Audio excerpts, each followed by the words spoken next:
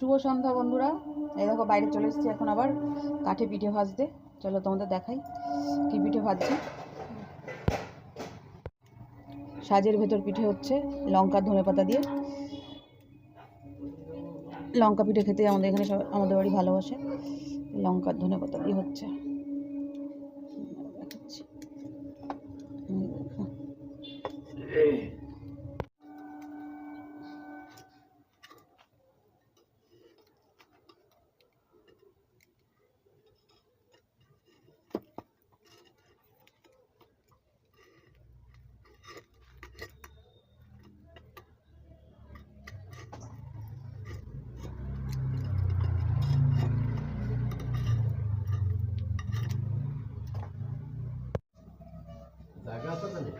না না নিয়ে আসো, লঙ্কা ধনেপাতা দিয়ে বানিয়েছি।